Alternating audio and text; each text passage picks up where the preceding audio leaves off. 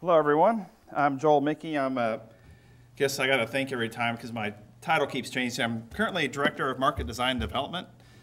Before that, last couple of years, I've been Director of Grid Operations at ERCOT. And I'm going to give you a little bit of update on market and design and what's going on at ERCOT. If I can do the thing right here. Yeah, I'll just do it this way. So how many people have heard of ERCOT? Everybody know what ERCOT is and what we do? You know, we're the greatest independent system operator in the United States, right? Right. And there's three interconnected systems in ERCOT, right? There's ERCOT, and then there's the one on the left and the one on the right. And we're a single state. There's a lot of history to that. Why is ERCOT a single grid? Does anybody know the answer to that offhand? Because we're Texas, and we don't really get along with the rest of the nation, and our megawatts are a lot bigger in Texas than they are in the rest. They can't fit through the same pipes, so that has something to do with it. But there's a lot of good things to being a single state ISO. The main thing is that there's no interstate commerce, so we're not regulated by FERC. We're regulated by the Public Utility Commission of Texas. And I guess if you're trading power all over the United States, you might say, well, you do it different down here. But I think what's good about it is we don't have the same bickering between states and who's going to pay for what and what it's going to cost. And so, you know, if we decide something's good for ERCOT, it gets built. And so you see we have billions of dollars of transmission projects going on right now. I think a lot of you have heard of CREZ, which is us building billions of dollars of transmission lines into the western part of the state to capture current and future wind potential out there. It's kind of funny. We're seeing success about building all these transmission lines out to West Texas to bring all the wind in, and now we got all these problems with wind, and we got 10,000 megawatts installed wind capacity. We've actually seen about 8,500 megawatts of wind at one time. It tends to be more at night. The West Texas wind kind of comes up when the sun sets and goes down at the peak times, which is kind of a problem. But it is a very good way of not burning something to produce electricity, so it's a very green product. It's going to be interesting to see with the what the government's going to do about continuing to foster that growth. We might have just built all those transmission lines, and we might not see a lot more wind growth if there's not more production tax credits renewed next year. So again, back on Texas and ERCOT, we're not quite the whole state. SPP kind of comes in from the eastern side, but we do serve 85% of the load here. We got about 550 megawatts of generation in the state. Again, about ERCOT, we're considered an independent system operator and a reliability authority. So what that means is we're kind of like the air traffic controller. We don't own any of the airplanes. We don't own any of the, we're not selling you seats on the plane. What we're doing is we have open access to the transmission lines. We make sure everybody gets to use it freely. We make sure the planes, if you will, don't run into each other. That's what we call congestion management. We make sure everybody, that we have a reliable operating margin so we don't minimize the rotating outages. We do a lot of, we make sure the transmission operators work together, and when one transmission company wants to switch out a line, we run a load flow to make sure some other transmission company isn't switching out something that's going to cause a bottleneck and cause either an outage or a high-price congestion pocket. Okay. So what are some of the ERCOT relationships? We deal with a lot of different people. The first thing I'd say is that we deal with the Public Utility Commission. They regulate us. They have a big part in what the rules are that govern what we do.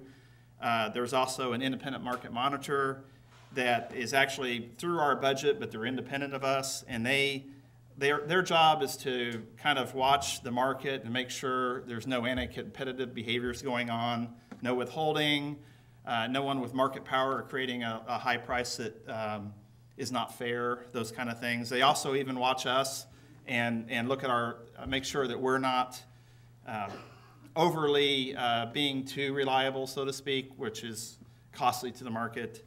The main counterpart that ERCOT works with is what we call a QSE, Qualified Scheduling Entity. Some people call it a queasy, but when I hear the word queasy, it kind of makes my stomach kind of twist a little bit, so I call it QSE. I remember back in 2001 when I was in a presentation, something like that, and I said queasy, because that's what everybody was calling it then, and I got the hand, and she goes, I don't think you should call it queasy. That just makes me sick. And ever since then, I quit calling it queasy, and now it's QSE. So anyway, I learned my lesson in public, got battered down. But all of our bilateral relationships are to the QSE, either the settlements and the transactions that go back and forth. Now the QSE is more like I would call it a virtual power company, because, and I can tell you a little history about QSEs. When back in Senate Bill 7, when they were deregulating the power companies and splitting them into pieces, I think QSEs was the power company's way of kind of preserving their current structure, which they were vertically integrated, they had load, they had generation, and they were going to serve that load and generation.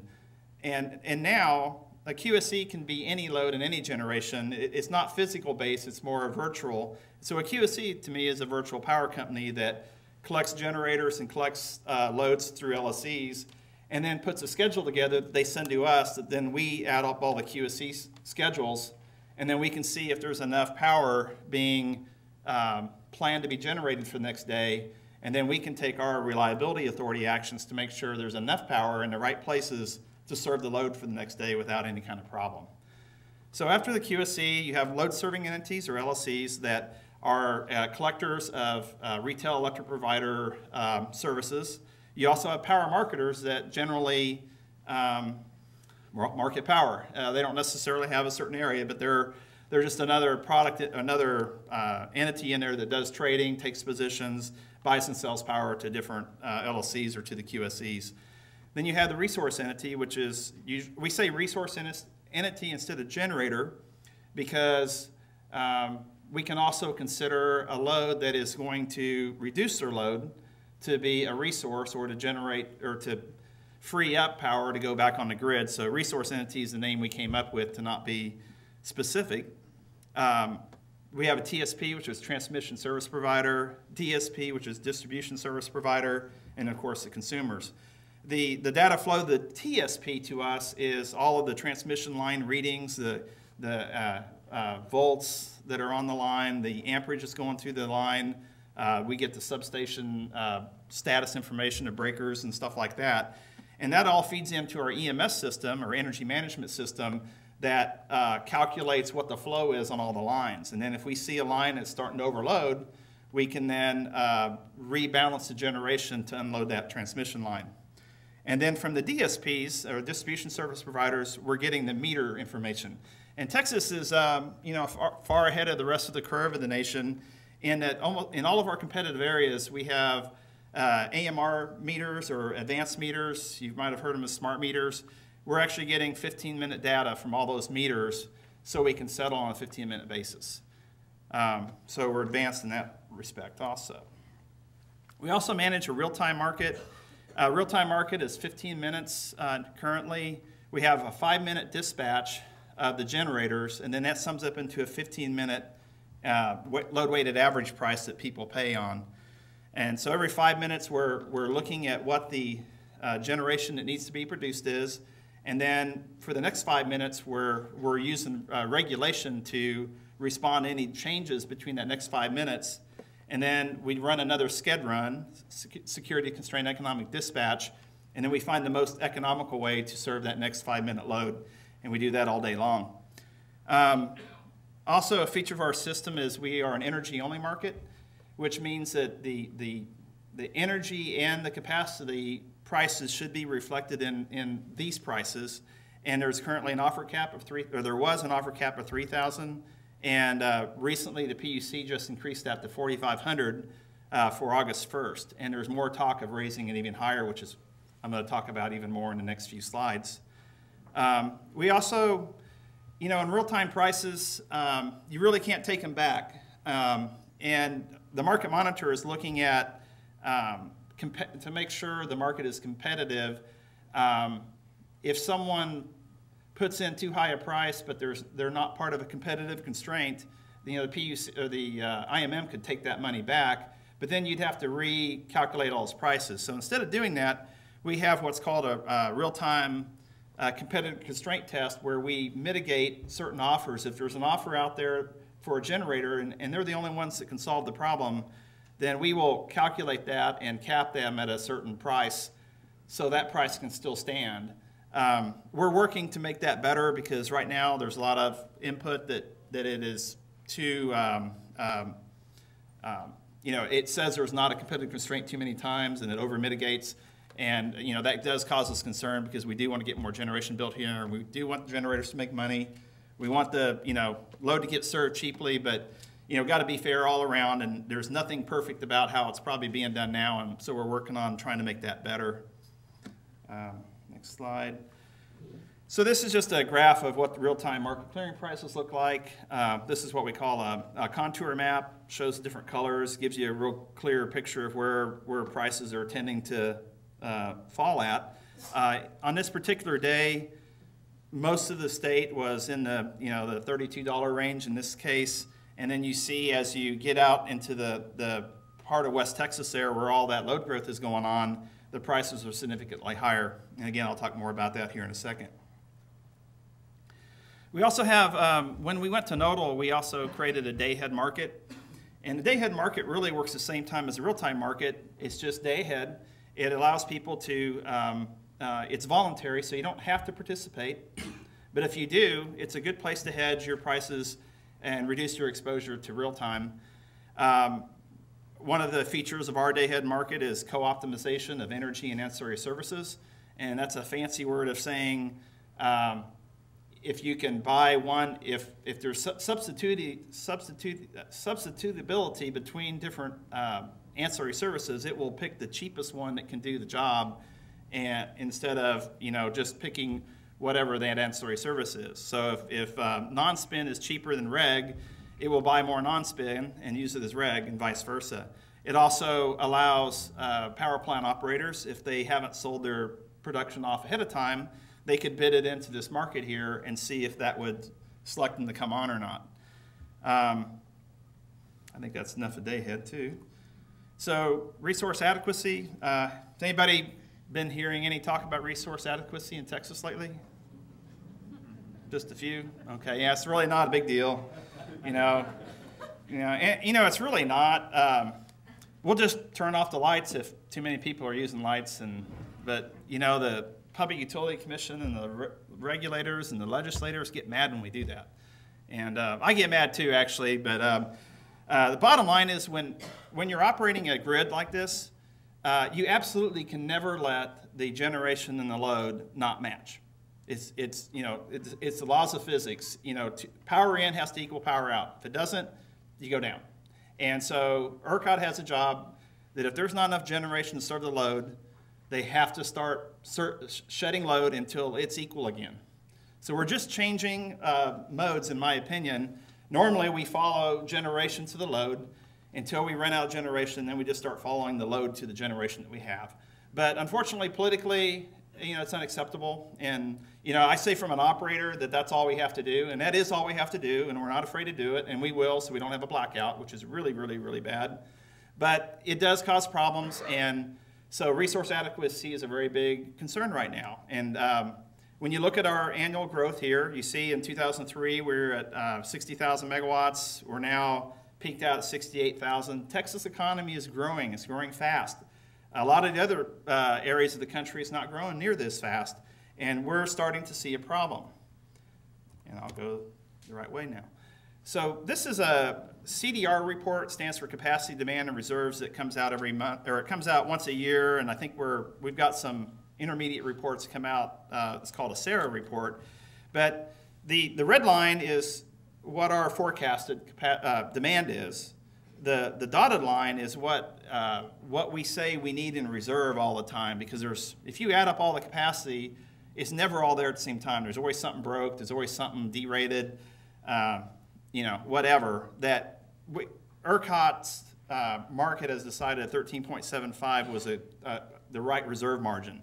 Well, when you look here, you see in 2015 we start to is the last year, and it's just barely there that we're covered with the reserve margin. And you go any year past that, and you see that we have less than the reserve margin. Now, we still have plenty if you just look at the reserves, but again, the 13.75 suggests that's what you got to need overall to deal with all the ongoing problems that happen.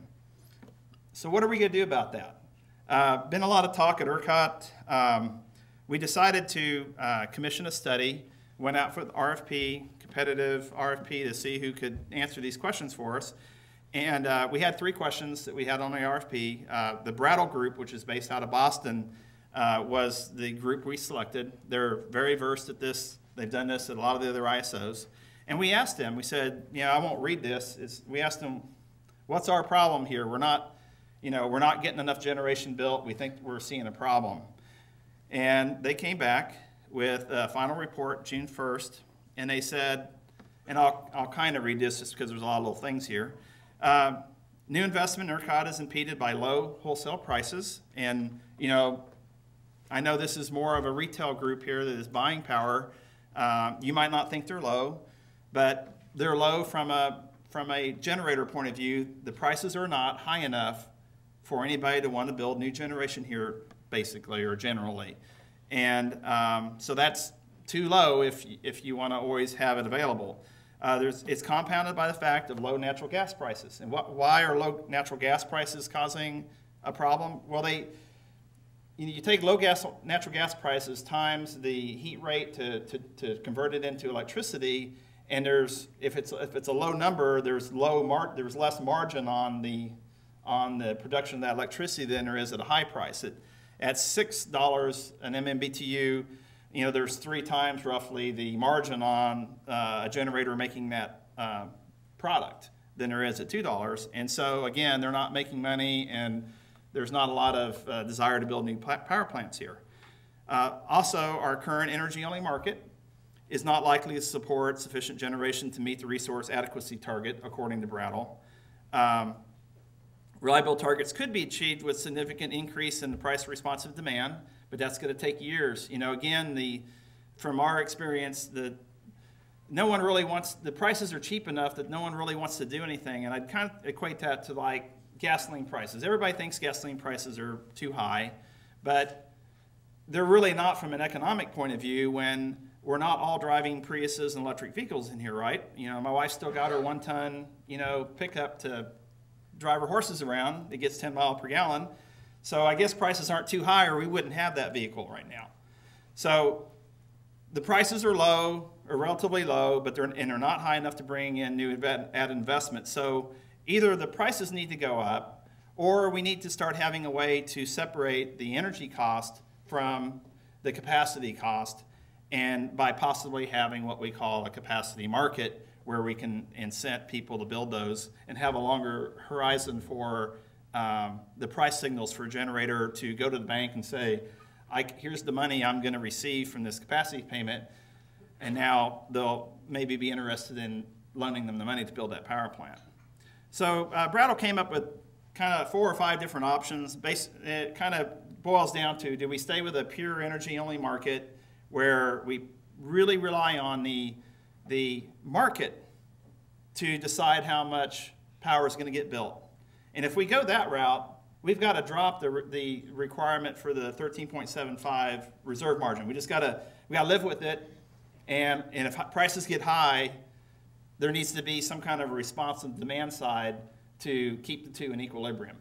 The far opposite way of that would be to have a full capacity market like PJM and some other areas where you have a full capacity market and 3-year forward price signals or something that sets that up. And then in between here, there's various other things you can do. So you could say, we're going to be energy-only market, but we're going to prop the price up at certain times to make sure there's enough to get new generation built.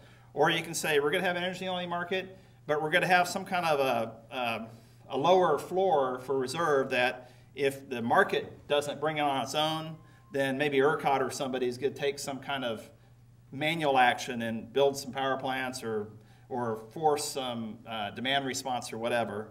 And then there's the light capacity option, which is to just put the obligation on you. and let the market figure out what that is.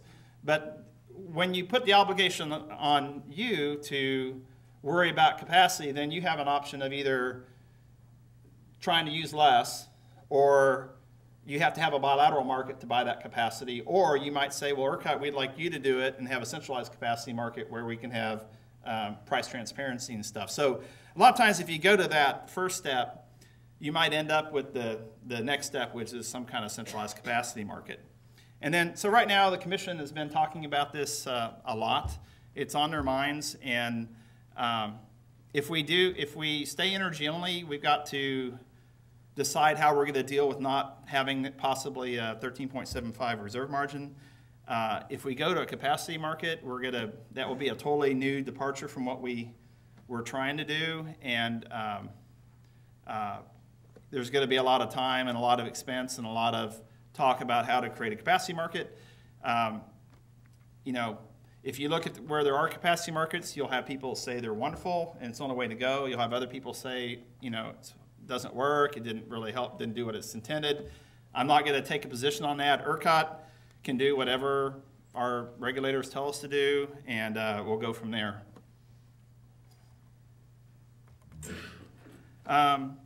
So a lot of people say, well, what have you done in the meantime instead of talking about it? Well, what we've done in the meantime is we've fixed non-spin a little bit, where when we deploy non-spin, it doesn't create the prices to actually reverse and drop down. We've got some offer floors and stuff in there. We've locked up some more reserves, so we're a little higher in the bid stack most of the time. We have more reserves standing by. We've institutionalized the process to bring back mothballed units if we're looking like we're going to go through a tough summer. We're working with everybody we can to help incent demand response and to be out of the way to get new demand response.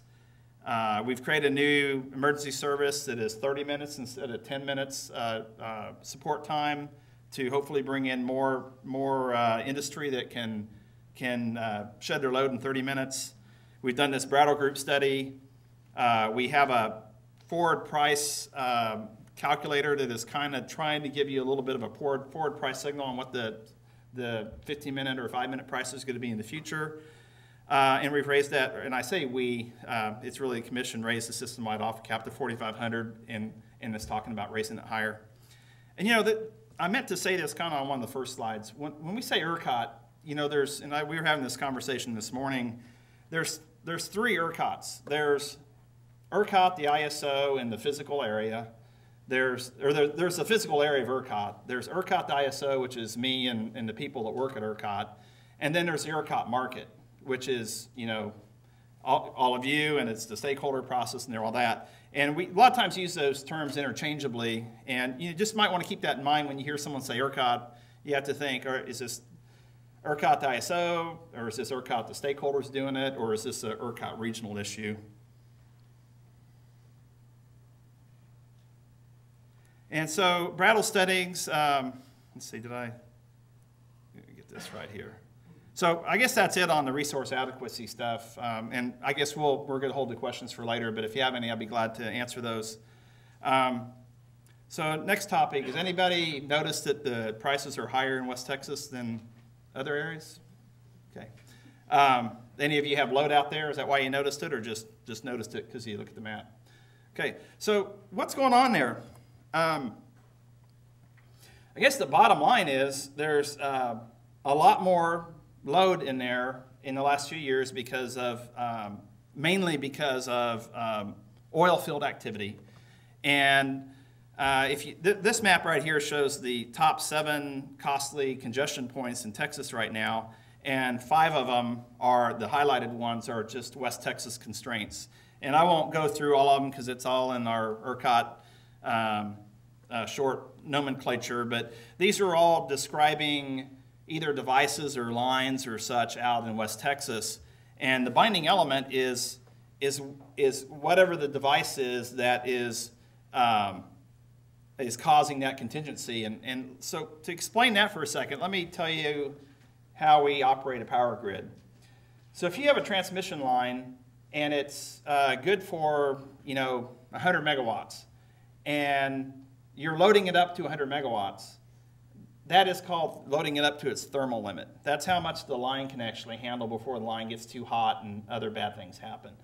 But we don't operate the power grid and all of our transmission lines to the thermal limit. We operate it to the N-1 contingency limit.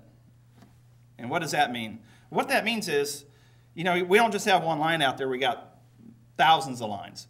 And so let's say there's 2 lines going into West Texas. And if we operate them both up to their thermal limit, they're both up to 100 megawatts, and then one of those lines trips, what happens? That other line now has 200 megawatts on it, which is 2 times what it can handle. And guess what happens then? That line trips and blackout. So, the way you operate an interconnected power grid is you operate up to the N-1 contingency limit, which means you operate to the next thing that could happen. But what's the next thing that could happen when you have 2 lines feeding a certain area? Is one of them could trip, okay? And so we can only operate those lines up to what they can load up to. One line will trip and you still won't have an uncontrolled cascading outage. So really, the most you can go with those 2 lines, even though they're both good for 100 megawatts, is really one could be at 50 and one can be at 80 and one can be at 20, but the bottom line is if one of those trips, that's the max amount we can operate out there. And so that's what we're saying here is you see contingency of this binding element is if this contingency goes down, that other element there is going to be overloaded. And so we have to manage the flow so it's below that level so we don't violate. And by the way, we don't do that just because we're extra careful here. It's a NERC requirement to operate that way so you don't have uncontrolled blackouts.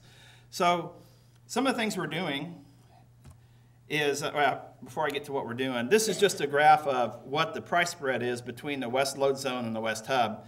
And a lot of the trading is done at the west hub, which is a convenient liquid trading point, but a lot of the congestion in this case is at the west load zone area, so those prices are coming up and down. And so if you've bought your power at the west hub, but it's being delivered, physically to your west area, you're paying the west load zone price, and so there you can see the differential there that is not covered by whatever you bought. And I'm not going to talk about how you hedge congestion and all that. That's for other people to talk about that. This is just to show what it does. And why did all this happen? It didn't happen overnight, but I can tell you, let me just go to the next slide here. This red line is the 5-year transmission study plan, and it showed in 2009 there'd be 391 megawatts in that area. 2010, they showed growth going up to 480, and then 2011 they actually anticipated it's supposed to come down some. But what's happened, and there's a whole bunch of stuff here they had planned. 2009 5-year plan first identifies an upgrade to the North Crowden line. Encore started the works on that. Then Permian Basin Units 5 and 6 were reliability committed. Then ERCOT 5-year plan recommends converting part of Odessa 69 kV line to a higher voltage so it can handle more. Encore modifies to rebuild some other lines. Then Permian Basin got mothballed, actually, because of prices and such, or whatever reason. But what actually happened here is, if you look down at the bottom, the oil prices went from almost doubled in that time period and created a boom in West Texas at a lot faster response rate than you can get transmission lines built to that area. And then what happened was the load actually went in 2011 from 375 megawatts already up to 465 and increasing. So, I guess Encore is the wires company out there that is building those lines, and they were building the distribution, and they knew this was happening, and they were feeding those numbers back into the 5-year plan that ERCOT has, and the stuff was coming on the radar screen. It just came a lot faster than even the studies. I mean, to get a transmission line built takes many years, and so you have to forecast it long before really it actually happens, unfortunately, in this case. But nevertheless, it is what it is. So what are we doing about it? Well, what we're doing about it, or what Encore is doing about it in this case, is they're going to update a bunch of transmission lines. May 2013, they're going to rebuild the Holt to Goldsmith, a 69 kV line. They're going to upgrade it to 138 kV which will transfer 20, 30 megawatts of load from 69 kV to the 138 kV, or they're going to also transfer some load over to the 138 kV system, rebuilding some other lines here, I won't get into details, and upgrade some other transmission things. What's ERCOT going to do? We've looked at some short-term kind of things we can do. You know, it's kind of funny, but when you're managing congestion, one of the things you can do when a line is overloaded is trip the line out, is to open it at what we call one-ended. You open the line at one end, especially on the 69 kV lines, which are older, smaller lines that might have power loop flowing through them. If you just trip the line, it will force. It's kind of like if you shut down I-35, well, it's better if you say if you shut down the feeder road and everybody just gets on I-35, you kind of force people onto the more efficient route. That's what we're doing by tripping some of those lines. So we're tripping a couple of lines. We're upgrading some auto transformers. We're looking at what we call SPSs, which is special protection schemes, which will allow us to maybe react quicker to a contingency. NERC requires you to react within a certain amount of time when a contingency happens. And if you have some ways of like tripping off some load or something like that and can get down within the NERC requirement, then you can actually increase the import until that actually happens. So we're looking at doing some of that.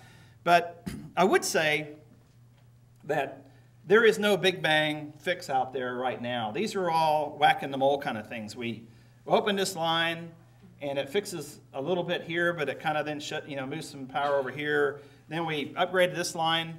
The bottom line is the same amount of power is being used out there. That's the real ultimate problem. And until that changes or there is time for new transmission lines to get built, there's still going to be problems out there. And all these things we're doing are Band-Aids on a bigger problem. And, so Encore and working with ERCOT and working with the area are going to have to come up with new and creative ways to either maybe get some of the demand to be price sensitive where some of those oil wells shut down during the peak hours, or getting some micro generation out there, or just having to wait until new transmission lines get built. So now I'm going to talk a little bit about demand response. This is August 3rd of 2011. It shows, you got coal on the bottom, pretty much base loaded at that particular natural gas price. You got a little bit of DC imports, some nuclear, wind, which you can see the wind is less over peak than it is off peak. And then basically we're all on natural gas, okay? I think a lot of the industrial, large industrial customers are already, price sensitive. They're already maybe participating in some of the demand response programs, or just using their own demand response to either reduce or hedge their own exposure to the prices. But a study we've done is how much of the peak demand is residential load. And if you look at a peak summer day, 52% of our peak is residential load. So that means really air conditioning load. And that is really probably where the low-hanging fruit is, I don't want to say low-hanging fruit. It's kind of expensive to get demand response down to a customer level, but that's where there's so much potential here that ERCOT and the Brattle Group and the stakeholders are all talking about how can we get some kind of more demand response to the retail customer by either moving the air conditioner around a little bit, where either setting the temperature up a little higher on those days, or coordinating the cycling with other air conditioners and shutting off pool pumps, those kind of things to get that capacity. And you'll hear more about that probably over the next few years, depending on what kind of market design structure we go to. Another thing ERCOT's trying to do to just kind of, again, to facilitate things is it's pretty easy to get a big industrial plant to, they're one easy ID, they're one meter, and it's pretty easy to put them in our EMS system to say they can shed 20 megawatts of load. But to be able to put 1,000 or 10,000 or 100,000 meters, aggregated together to show some number of megawatts of demand response, it takes a lot of re-engineering on our part, a lot of re-engineering through the QSCs, et cetera, to capture all that. And one of the things we're doing is trying to come up with the rules and the way of aggregating small demand response all together into what looks like one block. And so we're, I won't go over the details of the slide, but we're trying to get that point where you can get heating and lighting, refrigerators and pumps, and moving thermostats around and adding them all up into a definable number of megawatts that we can actually rely on and deploy on when we have a shortage of power. And probably more to information here, but network modeling, we're trying to come up with a way that we can model this in our network, so we actually know where it's going to happen at, and we can still do the load flows. We got to have a way of aggregating all these multiple reps for all these little megawatts here and there. We've got to have a way that telemetry, we got to have a way that we know that we're actually getting it, or we're not going to, it doesn't make sense to pay for something you don't know you're going to get. How to register these people, and when they switch from one retail electric provider to another, what do you do with it, and how do you capture it? How do we measure and verify it since we're paying for it? Is there an automated response, or do we have some kind of a device that is monitoring the frequency that automatically sends these signals out? Those are all the things we're dealing with to try to help fix that issue. And then last, if you're not familiar with this, we do have we're trying to stay up with today's expectations. We do have a mobile app now that you can put on your iPhone or I think it'll work on any of the phones, that can show you our load forecast and what kind of conditions we're in, let you know for an emergency alerts and those kind of things that you might want to consider adding to your phone. I'm hoping we can improve this. I think there's a lot of room for improving this on this. It's just that we're such a risk-adverse company. It takes us a while to get all the really cool bells and whistles in these things, but we're trying. And I think that's all I have. Thanks.